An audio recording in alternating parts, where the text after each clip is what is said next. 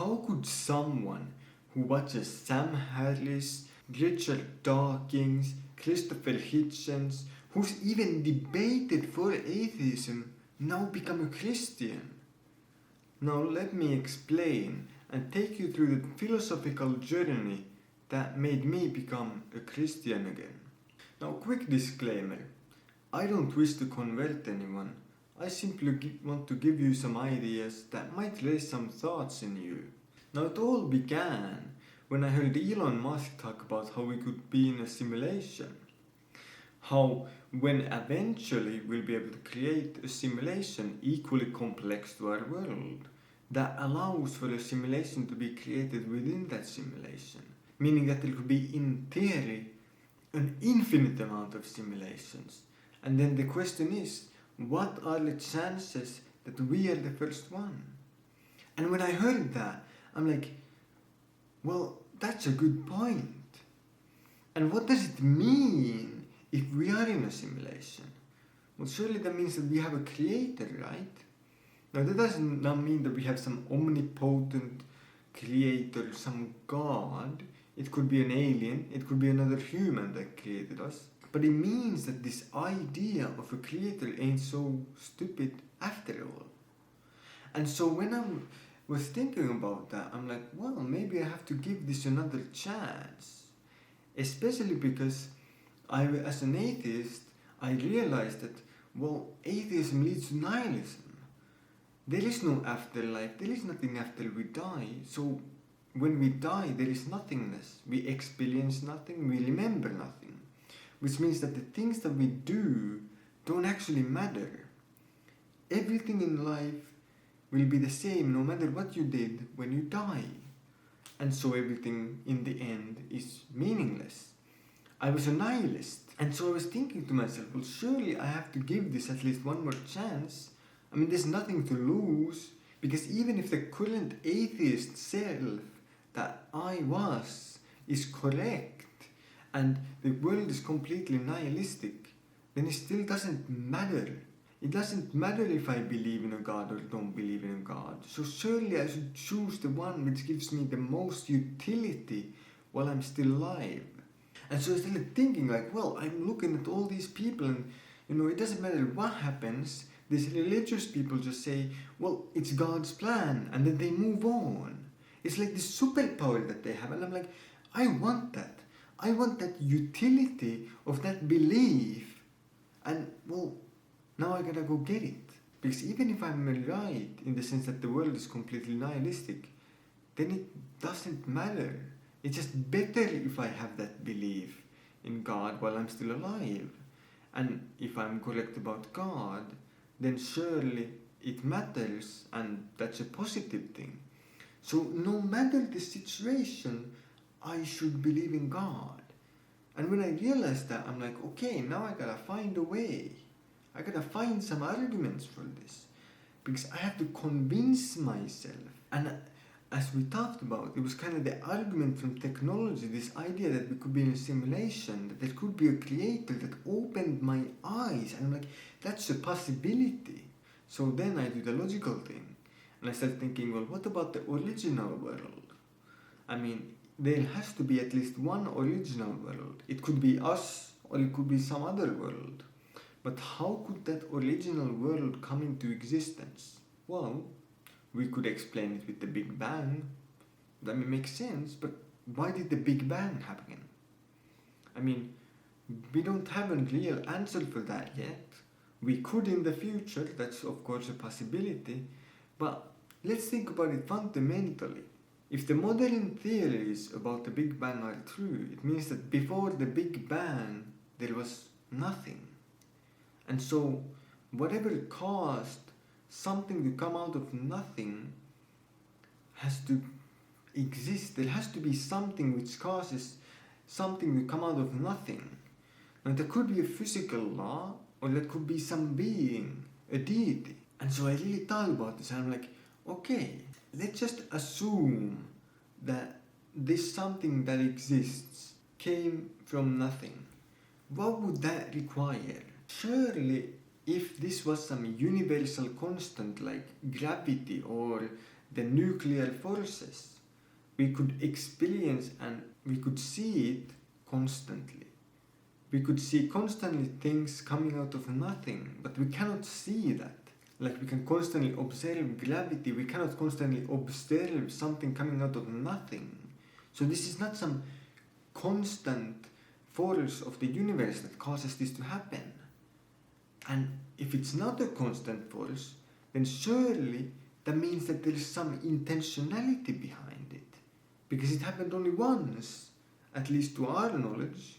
And then I'm thinking like, hey, there's some intentionality in the existence of the universe. Doesn't intentionality in a sense mean there's a mind that somebody chose to do that? Whoa. That could not mean. Now, of course, at this point, I'm thinking like, okay, maybe I'm just so ignorant in physics and science that I should not even do this. That I cannot even have this thought. It's illegal or something. And now that we have like the argument from technology, which is that we could be in a simulation and there's a creator, which, well, from our point of view, can do basically anything because they can change this world however they want, just like we can change the code in Minecraft. And then we have this argument from existence that, well, for something to exist, even the original world, it most likely had some intentionality behind it. And now I'm like, I could have things wrong. I could be that I'm totally clueless and I'm ignorant of something that would totally just absolutely debunk these arguments. But this is starting to build enough confidence that I'm like, hey, maybe this atheism thing isn't that great. Maybe it's not the worldview that I should hold. Especially because if the nihilistic atheistic self that I was is correct, then it doesn't even matter what I believe, because in the end everything's meaningless. And so there's basically two options. And now we're going to something similar to like a Pascal's wager. If the atheist nihilist version of me is correct, then it doesn't even matter. I mean, no matter what, I just die and it's all meaningless in the end and so on. And it's like, okay, so in that world, if I believe in a God, there's basically no downsides. There might be upsides because it could make me happier. It could give me this superpower of when some bad things happen, I just say God's plan and move on. So even in that world, there might be something positive about a belief in a God. But if this side, this version of me that believes in a God, is now somehow correct, even though there is no absolute evidence for it yet, if this side is correct, then surely it matters. Surely it's an important belief to have. And surely it gives a lot of good, because, well, that's your key to heaven, right? This evidence is starting to stack against this atheist belief, and so I'm thinking like, man, I think I'm gonna lean towards the theistic side. Now, of course, thus far I've been talking very generally about just a deity and not a specific God, because that's probably even a harder question, is which God is the real God?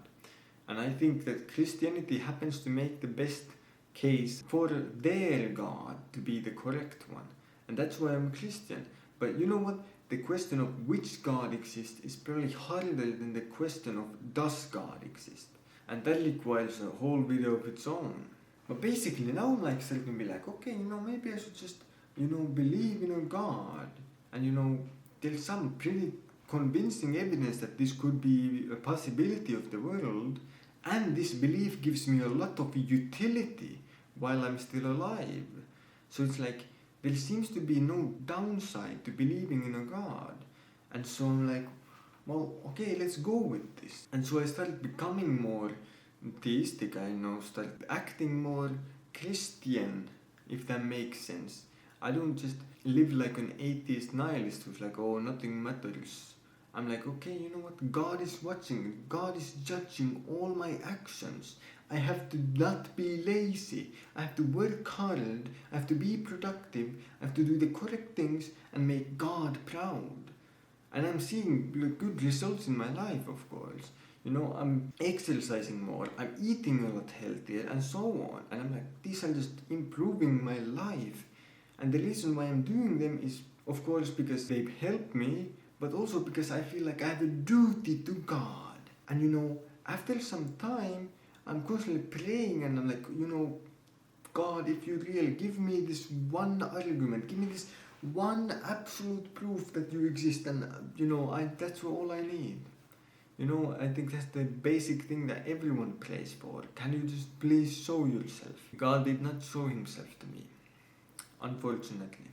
But you know, then after thinking so hard about like how to please give me this absolute knowledge that you exist, I started thinking, well, what is knowledge? Well, how can even get absolute knowledge? Do we even have absolute knowledge of anything?